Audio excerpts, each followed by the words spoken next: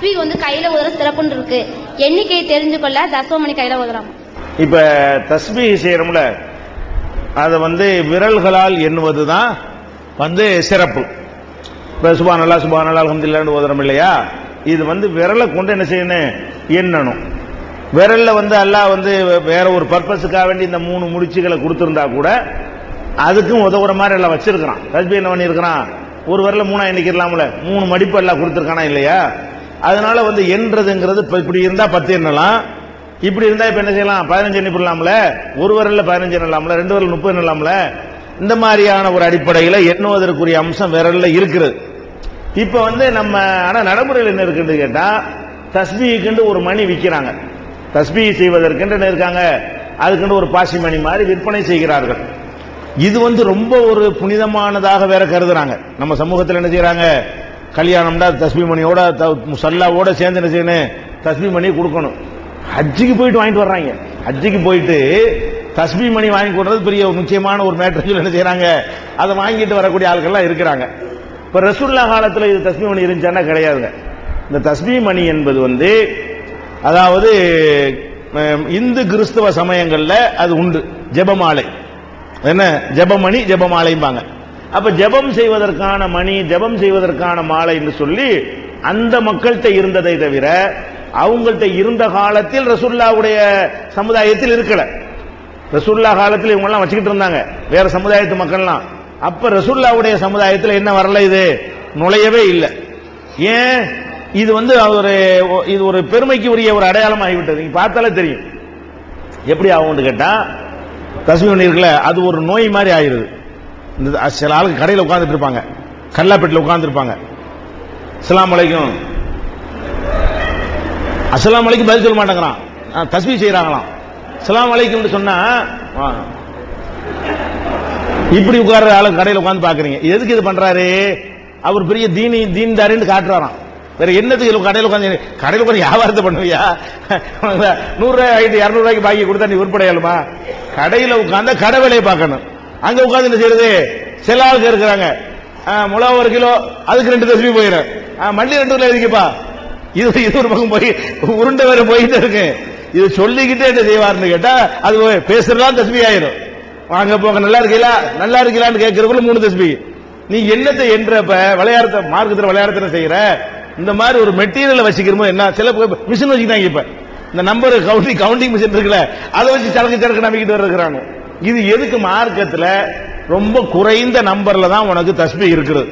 லட்சம் செய்ய 10 லட்சம் பண்ணுன்னு உனக்கு சொல்லவே இல்லை. அதிகபட்சமா மார்க்கத்தில் உள்ள 100 தாண்டி தஸ்பீயே இல்லை. அதிகபட்சமா பார்த்தா என்ன இல்ல, 100க்கு மேல தஸ்பீ இல்ல. ஒவ்வொன்று 33 தடவை சொல்லி இருக்குது. இதுதான் 10, 5 இவ்வளவுதான் மார்க்கத்தில் உண்டு. இதை செய்வதற்கு ஒரு மெட்டீரியல் தேவையான தேவை கிடையாது. இப்படி ஒரு ரவுண்டு போனா 15, இன்னொரு ரவுண்டு போனா 30, இன்னொரு 3 போட்டா 33 முடிஞ்சு வச்சுக்காத. இப்படி ஒன்னா போனீங்கன்னா 1 2 3 4 இப்படி சுமாரா போனா 3 போச்சுல. இப்படி மொத்த வரல ரவுண்டு போயிட்டு திருப்பி ஒரு ரவுண்டு போனா 30 ஆகி போச்சு. 33க்கு ஒரு 3 போட்டா ஈஸியா போச்சு, விரல்ல எண்ணிட்டு போயிடலாம். இது அதோட முடிஞ்சு போய்விடும். இதுல முகஸ்துதி எல்லாம் வராது. தெருவில் போகும்போது தொங்க விட்டுட்டு போனா தீன்தாரி போறாரு, இது எதுக்கு அமல் நாசம், எதுக்கு அந்த பேருக்கு தானே செய்யற. இதே மணி உருட்டிட்டே போற ரோட்ல போகும்போது, ரோட்ல போனா ரோட்டு வேலையை பார்க்கணும், ஆக்சிடென்ட் ஆகாம, நஜீஸ்ல கை வச்சிடாம, நாய் பூனை கடிச்சிடாம, அதுதான் கவனம் செலுத்தணும். அங்கேயும் தஸ்பீ பண்ணிட்டு இருக்கிற, அதெல்லாம் என்னவாது ஒரு நோய் மாதிரி, இது ஒரு வியாதி மாதிரி என்ன சில ஆளுகளுக்கு ஏற்பட்டுருது. அப்ப ரசூலுல்லாஹ் என்ன செய்யறாங்கன்னா, வஅகுதுன பில் அனாமிலி, ரசூலுல்லாஹ் காலத்துல என்ன செய்யறாங்கன்னா, பேரிச்சம் கொட்டைகளை குவித்து வைத்துக் கொண்டு 1 2 இப்படி எண்ணிக்கிட்டு இருந்தாங்க சில ஆளுங்க. அப்ப ரசூலுல்லாஹ் என்ன பண்ணாங்க, இப்படி செய்யாதீங்க, விரல்களால் எண்ணுங்கள், அந்த விரல்களும் மறுமையில் சாட்சி சொல்லும் அப்படின்னு ரசூலுல்லாஹ் சொல்லிவிட்டாங்க. வேற ஒரு மெட்டீரியல், வேற ஒரு மெத்தட்ல தஸ்பீ பண்ணி வச்சிருக்காங்க. அதை பார்த்து ரசூலுல்லாஹ் என்ன பண்றாங்க, விரலால் எண்ணுங்கள்ன்றாங்க. அப்ப விரலை கொண்டு எண்ணுவதுதான் மார்க்கத்தில் உள்ளது. இது என்னவாகும் கேட்டா, ரசூலுல்லாஹ் இதுக்கு ஒரு எச்சரிக்கை பண்ணிட்டாங்க.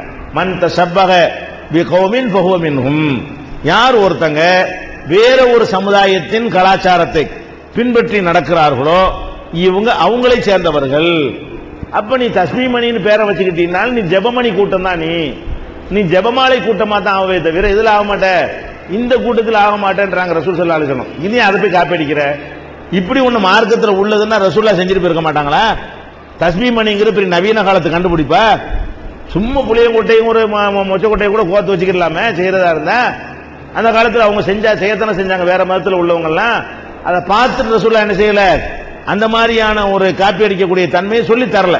அதனால இந்த தஸ்பீ மணி என்பது பெருமைக்கு உரியதாகிவிட்டது, முகஸ்துதிக்கு உரியதாகிவிட்டது.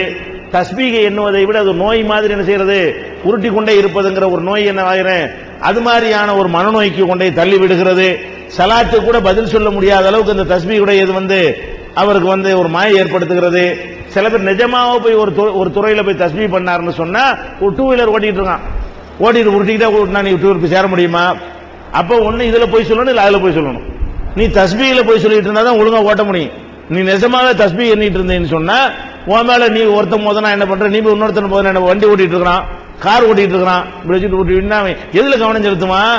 எதுக்கு செல்போன் ஓட்டிக்கிட்டு பேசிக்கிட்டு கார் ஓட்டதான் சொல்றாங்க? செல்போன் பேசிக்கிட்டு டூ வீலர் ஓட்டக்கூடாது எதுக்கு சொல்றான்? ஆக்சிடென்ட் ஆகக்கூடாது தானே. நம்ம கவனம், ஒரு மனிதன் ஒரு குறிப்பிட்ட ஒன்றைதான் கவனிக்க முடியும். ஒரு நேரத்தில் 7-8 விஷயத்தை கவனம் செலுத்த இயலாது. வியாபாரத்தை கவனிச்சா தஸ்பீ கவனிக்க இயலாது, வண்டி ஓட்டுறது கவனிச்சா தஸ்பீ கவனிக்க இயலாது. நீ இப்படி ரெண்டு வேளையும் பார்ப்பங்கிற. நடக்கும்போதெல்லாம் அது போய் தஸ்பீ பண்ணி என்ன பாருங்க, நடக்கும்போது எதுக்கு உருட்டிட்டு போறேன், நடக்கும்போது கீழே பார்த்து ஒழுங்கா நடந்து போக வேண்டியதானே. அப்ப இது பார்த்தாலே தெரியுது இதெல்லாம் ஒரு டிராமா.